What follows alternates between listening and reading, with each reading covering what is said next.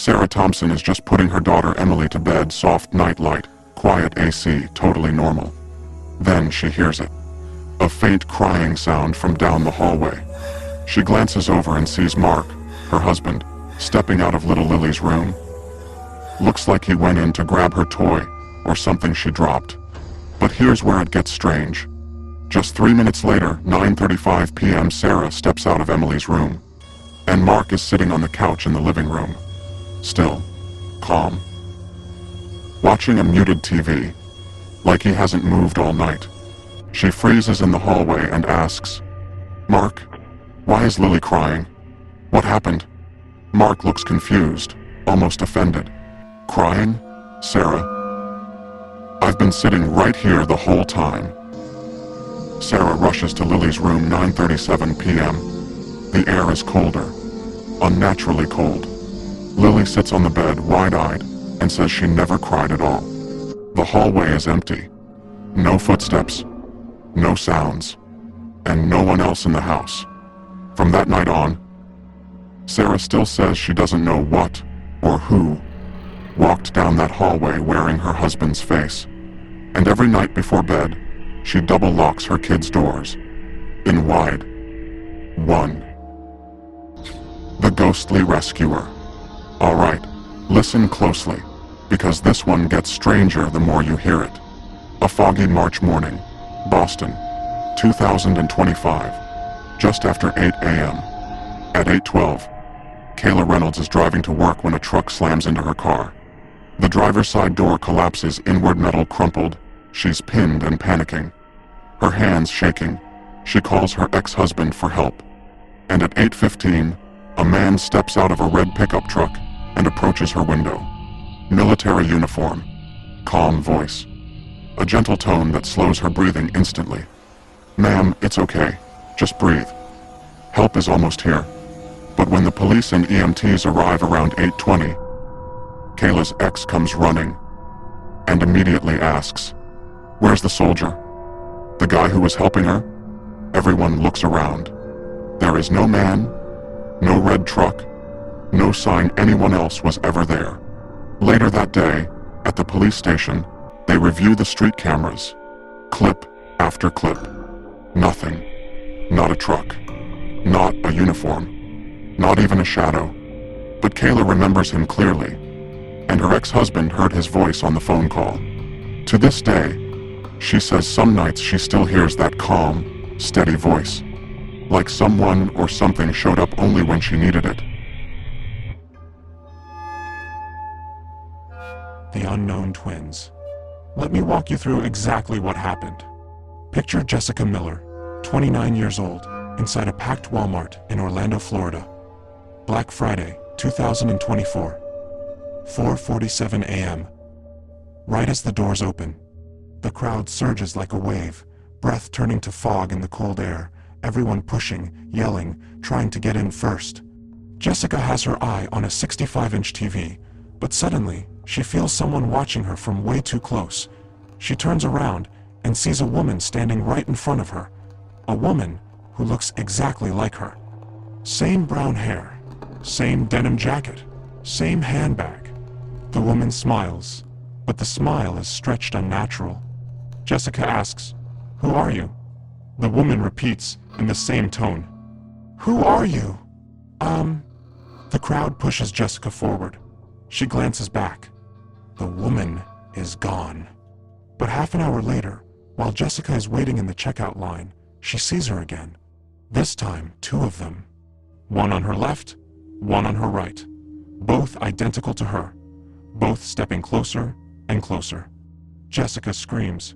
People think she's losing it. But when the store security checked the footage, there was no sign of any woman who looked like Jessica at all. Only Jessica herself, talking to someone who wasn't there. She hasn't gone Black Friday shopping since.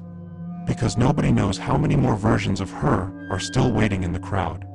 What is now? The live TV.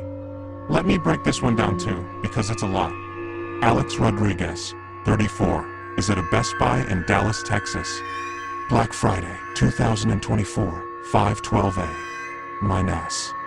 The line outside the store snakes around the building, but he finally manages to grab a 75-inch LED TV at 70% off. Chaos everywhere, people sweating, pushing, yelling, but Alex goes home pleased with himself. That night, at 11 p.m., he sits down alone and turns on the TV. While flipping through channels, he suddenly sees footage from that morning at Best Buy. He sees himself lifting the TV, but from an angle no camera should have had. Then the image zooms in on Alex's face, but his eyes are pitch black, and his mouth is wide open like he's screaming silently. Alex tries to turn the TV off, but it doesn't respond. The screen switches to a live shot of Alex's own living room. From right behind him, he turns around, no one there. But on the screen, a hand reaches out from behind the couch toward his neck. Alex rips the TV's cord out of the wall. The picture vanishes, but a voice continues whispering from inside the device. "Thanks for buying. Now, it's our turn." The angry whisper. Okay, picture this. Bridgewater, Nova Scotia. September 2025. Emily Carter, 22, is in the basement of their old family home with her little sister. Sunlight coming through dusty windows, everything creaking like old houses always do. Around 4 p.m., the temperature drops. Not a little. Like someone opened a door to winter. The girls stop. Their breath actually fogs. At 4:05, the whispers start. Long, stretched, sliding through the air vents, circling them like smoke. At first they think their dad is messing with them, but then 4:07 p.m., a scream. Sharp, loud, explosive. Emily, furious, like someone yelling from inside the walls. They grab each other's hands and sprint up the stairs, wood groaning under their feet. And here's the important part. Their dad had left the house at 3 p.m. Nobody else was home. The house becomes dead quiet again. But Emily says even now, on certain nights, she still hears that same angry voice calling her name. And she keeps wondering who knew her name so well, and why they sounded so mad. The Doll's ghostly conversation. Alright, this one starts innocent, but it gets darker real fast. A big Victorian house on the outskirts of London. November 2025. Around 3:30 p.m., 8-year-old Layla Hargrove is sitting on the wooden staircase. The previous owners had casually mentioned the ghost of an 8-year-old girl named Dahlia, but her parents laughed it off as folklore. Layla lifts one doll and whispers, "Dahlia, do you want to play?" From the kitchen, her mom calls out, "Sweetie, who are you talking to?" And Layla, without hesitation, answers, "Dahlia." Her mom pauses, thinking it's just imagination. But Layla later says that sometimes, when she sits on those stairs, she feels someone else sitting right beside her. At night, when the wind rattles the windows, she swears she hears tiny footsteps on the stairs, and a soft breath behind her. The previous owners never explained why they left so quickly, and Layla's family still doesn't know if Dahlia is just a name, or if the girl who once lived there